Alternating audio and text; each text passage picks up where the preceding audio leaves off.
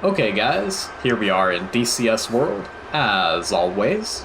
And today we have another free mod, which is a little uncharacteristic for my channel, but this mod really grabbed my attention, and it made me very excited, but also a little bit bummed. And we'll go into why that is as we go through the contents of this mod, what you can expect from it, and its capabilities. So this mod comes from the mod development team that calls themselves Codename Flanker, and it depicts the Su-30 MKI family of the Su-30 Flanker H variants. Now, it can be rather confusing trying to keep straight all the different variants of the Su-30 Flanker H. There are 3, and some would even argue 4, distinct families of the Su-30 that either were or are currently in production in Russia. There is the Su-30 MKI family, which incorporates what we have here in front of us, which is a Su-30 SM. This is port number Blue 62 that belongs to the Russian Navy. This also encompasses the Su-30 MKM, Su-30 MKA, and of course the Russian variant we have in front of us. The second family of Su-30 flankers is the Chinese family of Su-30s. This includes the MKK, the MK, the MKV, and the MKA.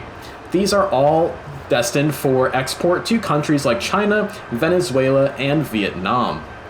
So it can be rather confusing keeping all these aircraft straight, but basically you can kind of break it down into aircraft that are more or less upgraded Su-27UB flankers as operational conversion trainers that are somewhat missionized to full-on, almost like Strike Eagle equivalents of the Su-27 that are for large, deep interdiction strike missions, things of this nature, and that incorporates most of the MKI and MKK variants.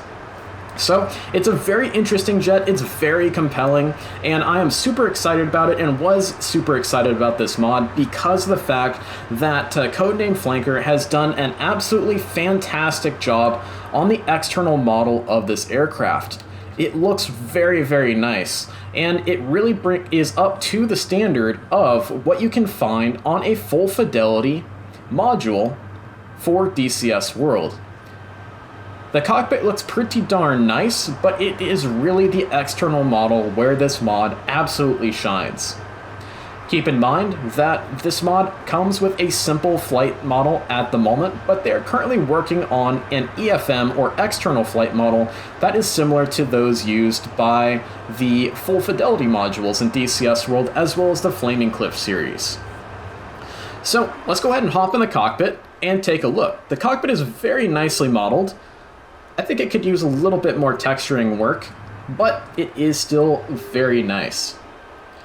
The skins on the aircraft are great, and the cockpit has some clickable elements to it, including the MFDs, the air-to-air, air-to-ground, and navigation modes on the UFC, as well as the navigational waypoint select buttons as well. You guys will also note that the MKI, MKM, and MKA variants that we have next to us here have their UFC and most of their cockpits labeled in English, which is kind of nice. There are a couple downsides to this module. It is in fact based off of the avionics that comes with the Su-27 and Su-33 in the Flaming Cliff series, as well as the Su-25T that is the free aircraft that comes with the base game.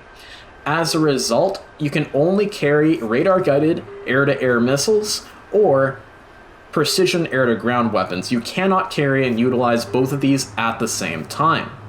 However, the saving grace is the fact that in practice, when Su-30 SMs were flying in Syria since around about 2015 at Latakia Air Base, or Basal al-Assad, where we're currently residing here on the Syria map, almost 95% of Russian sorties at this airbase have been conducted with dumb bombs hanging off of their wings. So this can be accomplished and be used fully while also having the ability to launch radar-guided missiles off of your Su-30, which is a very cool addition. There's also a number of custom weapons built by Codename Flanker, such as this R-77M, which is a very long-range and upgraded modern version of the venerable R-77 semi-active radar-guided missile. So it is a very, very cool module that is very compelling for something being free. However, I would say that there are a couple of things that made me a little bit bummed about this module, or I guess free mod, I guess we should call it. And that is the fact that it is a reminder that a modern full fidelity aircraft such as the Su-30 Flanker are probably never in the cards for DCS World.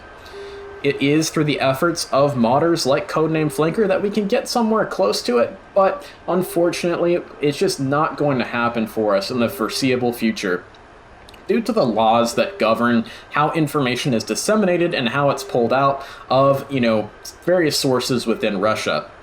Eagle Dynamics certainly can't make a full fidelity Russian module of this modern of an aircraft. There are rumors, and it has more or less been confirmed, that they are developing an early model MiG-29 at Eagle Dynamics, but it'll be nothing compared to the capabilities of a full-on Su-30 MKK or MKI family of the Flanker H. So that is a little bit disappointing, and it is a reminder, but I guess it is an awesome little kind of way to whet that appetite with this mod from Codename Flanker. So with that out of the way, why don't we go ahead and take this girl for a little bit of a flight. We'll demonstrate how the different avionics work, how the radar works, all of that kind of stuff, and we will get started. One of the first things to take a look at that is very cool in this module is the working thrust vectoring. So if we turn those two switches in the cockpit, we can then see the thrust vectoring working as advertised as we control the various control surfaces on the aircraft. It's very interesting to see how these different nozzles interact with each other as we move the rudders as well as fly the cross with our stick. Very cool stuff. And I think that this is really awesome that they were able to do this. It seems that Codename Flanker has really kind of concentrated on the systems of the aircraft and the art of the aircraft before moving into the actual flight model of the aircraft. I wonder if a stopgap measure can be put in place by them by using simply the external flight model that was developed for, say, the Su-33 in the meantime. That could maybe be a great stopgap measure, because it is unfortunate that the simple flight model is present in this aircraft. So, with that in mind, let's go ahead and take off and demonstrate how the radar and the weapons work in this aircraft. Alrighty guys, here we are up in the air with our Su-30 SM Flanker H. And we're going to demonstrate how the radar works and how the new R-77M air-to-air missiles work. Another very, very cool addition to the DCS World lineup of missiles that you get with this mod is the Derby missile, a South African radar-guided missile that is used with the Su-30 MKI variant, the Indian Air Force version of the Flanker H. So with that in mind, let's go ahead and hop in the cockpit and get started. We currently have the autopilot turned on, and the steering wheel function of the altitude hold mode works extremely well. To bank the aircraft left and right and have it turn pretty sharply, all we gotta do is just move the stick left and right. So we have a little bit of a radar range set up for us here. We just selected waypoint 2. That'll take us to a group of orbiting aircraft for us to take some pot shots at with our air-to-air missiles. We can see on our HSD down here, we have a green arrow that points us to our next waypoint. So we'll go ahead and roll out here.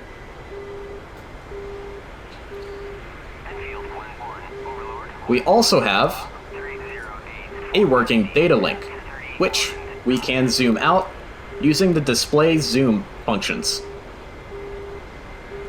We'll go to air-to-air mode, and we can see the various aircraft that we saw on the F10 map on their orbits. We've got our AWACS down here. We've got a few enemy flights, of course, with a friendly flight of F-16s mixed in as well, for us to practice IFFing. We also have our R-77Ms selected up here on our HUD.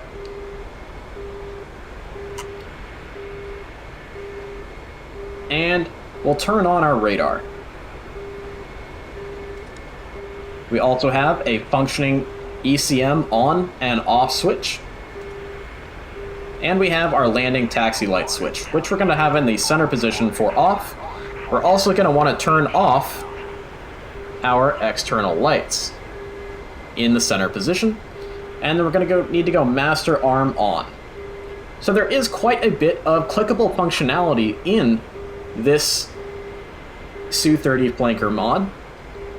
But there are quite a few things that are not yet clickable as well, but that's pretty par for the course for these free mods for DCS World. I know that Codename Flanker was trying to figure out a way to get the radar display to show up on the MFDs, but are currently limited to having it up on the HUD like it would in the older generation flankers such as the Su-27S and the Su-33 that are currently modeled in Flaming Cliffs and DCS. So we'll go ahead and go to Twiz mode. We can see on our radar screen, we've got a couple of friendlies as well as our enemy flights scattered around the airspace. So why don't we go for the guys right in front of us here.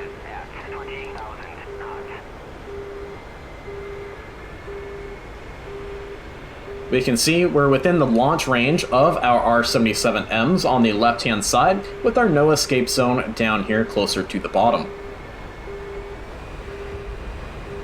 Let's go ahead and flip the autopilot off. The afterburner effect that came with this module is very, very cool.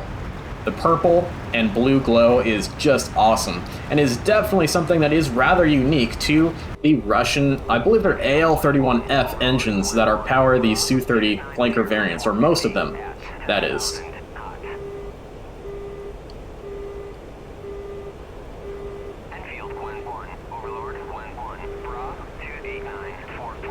We have our enemy aircraft locked up, and we're starting to just barely see them visually. And we definitely have the enemies locked up rather than those friendly F-16s that are out there. So let's go ahead and fire our first missile.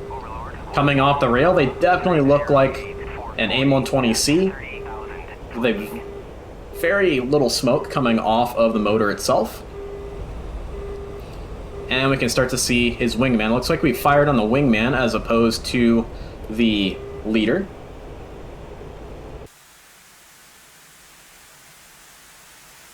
And it looks like we're going to get a kill with that first shot. Boom. Shot down that Iranian aircraft. Let's go ahead and go into foresight mode and lock up the next guy in a dogfight mode.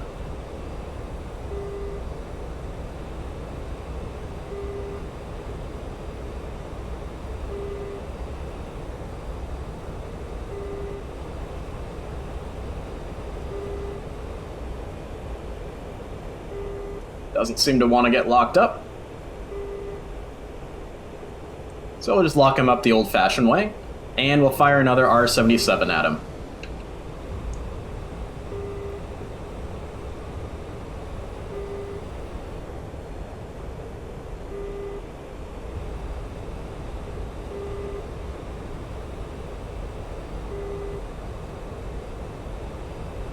Boom, got him. So that should be a really good demonstration of how to use the air-to-air weapons on the brand new Su-30 Flanker mod.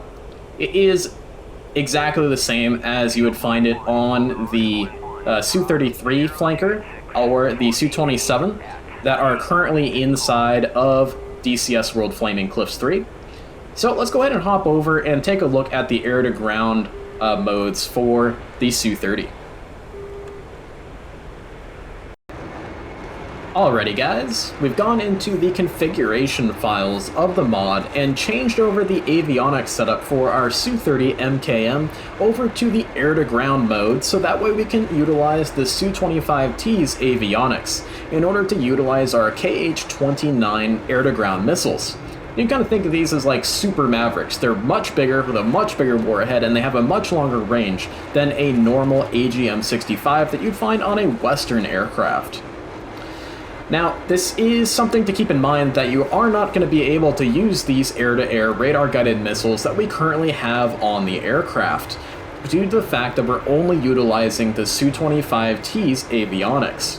So it's a bit of a limitation, but as I stated before, especially if you're flying a Russian flanker, like 99% of sorties flown by Russian flankers have dumb bombs instead of smart munitions.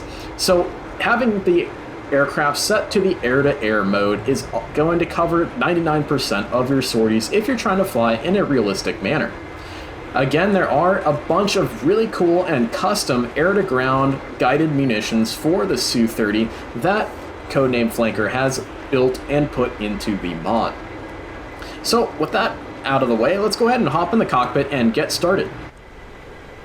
So we're going to come out here, we're flying for Malaysia, so we are over the Pacific Ocean, and we're going to bomb some targets at Farallon de Mendanea.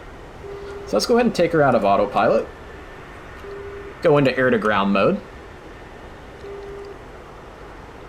We'll go over to our MASD, and we'll go to our target pod, TV, and we'll ensure our laser is working, so that way we can get our laser ranging.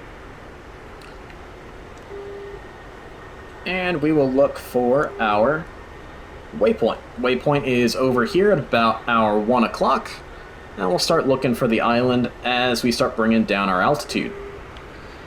Of course, with a TV-guided weapon, we've got to have a VMC conditions prevailing in order to actually find our target, which is should be right there on Farallon de Mendanea.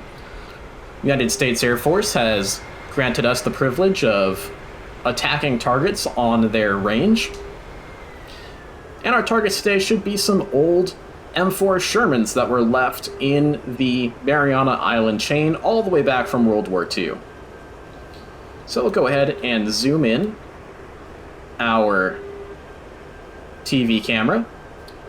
There's the island. We'll go ahead and ground stabilize it.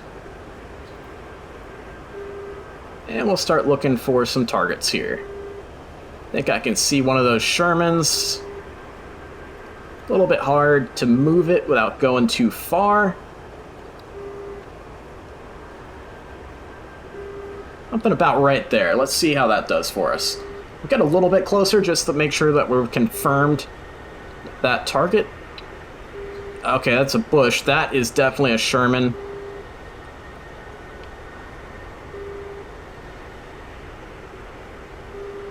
Right there. Beautiful. So we'll go ahead and line ourselves on up. Master arm, of course, to on. And rifle. And this, of course, is a fire and forget weapon, so we can go ahead and pull on off and watch our weapon hit the target.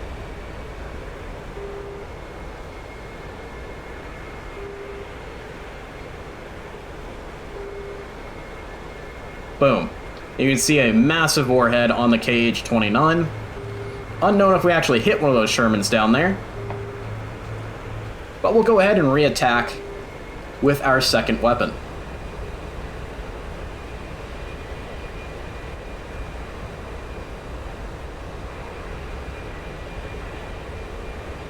I'll try and stay underneath this cloud bank. When you're flying ground attack missions, or you are doing delicate operations such as taking off and landing, or you're trying to fly in formation or join up with a tanker, I highly recommend that you fly with thrust vectoring turned off. Thrust vectoring is a nice to have, but it's going to cause you to over-maneuver and control your aircraft by a heck of a lot.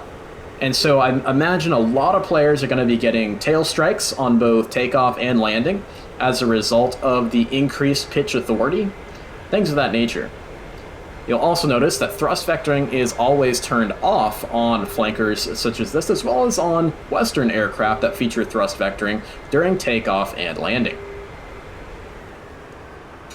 And we'll do a little 270 here to get back around to our target area. I believe my missile missed. They seem to always go a little bit long. But if you were going after a soft target, unlike a Sherman, we would have definitely done some damage to it. I'm gonna pop out speed brake a little bit there. A little bit of nose down trim to help us out. Ground stabilize. We'll zoom in a little bit. We'll raise our nose a bit.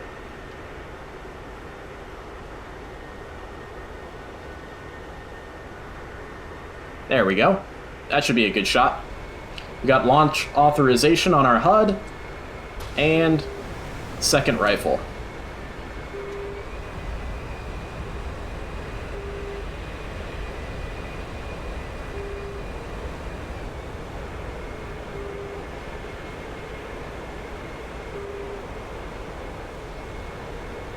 Boom. Again, the missile went just slightly long over the target, so that's an interesting thing to note.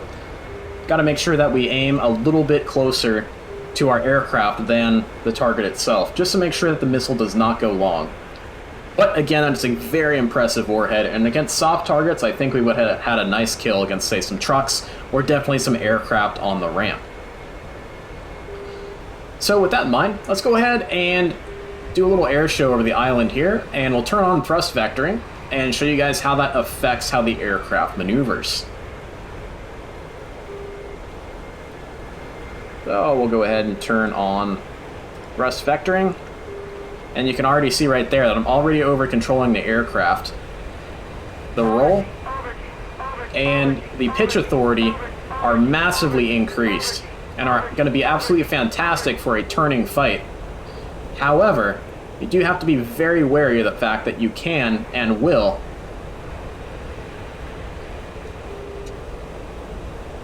get into a blackout situation if you push any negative G's at all like that. The pilots in DCS World seem to be very sensitive to negative G's. I am sensitive to negative G's in real life as well. I absolutely hate them. So I recommend not doing any kind of negative G at all while having thrust vectoring turned on. But your yaw and roll authority is absolutely amazing. And you can see that just barely moving the stick will really cause the Flaming Cliffs Betty to go crazy with the over Gs. So it is a very, very cool addition to this, and I think that this mod is going to be absolutely wonderful when they get things like an EFM implemented into the mod. So again, guys, very cool, very exciting. The outside of these aircraft look absolutely gorgeous, and absolutely every, piece of kudos to Codename Flanker for this. And they really are up to the standards of the regular paid modules for DCS World. And unfortunately, it does make me feel a little bit sad. I really love the Su-30 as an airplane. It's probably my second favorite airplane after the Strike Eagle or the F4 Phantom. And it's a bummer that we're not going to be able to see a full-fledged Su-30 in DCS World for a long, long time, if ever at all. So it is kind of a bummer to see things like that. We know that we're not going to see them come to fruition. Maybe one day Codename Flanker, because they're based in India, can come to come to a point where they can actually build a full fidelity Su-30 MKI, which would be absolutely amazing. But this is going to be the best we're going to have for a while now. And once it gets that EFM, it's going to be a fantastic mod. So I hope you guys have an awesome rest of your day, and I think that this mod is definitely worth your time to pick up and play around with it. It's going to be definitely a favorite for the cinematic creators because of its beautiful external model. So fly safe out there, guys, and we'll see you in the next one.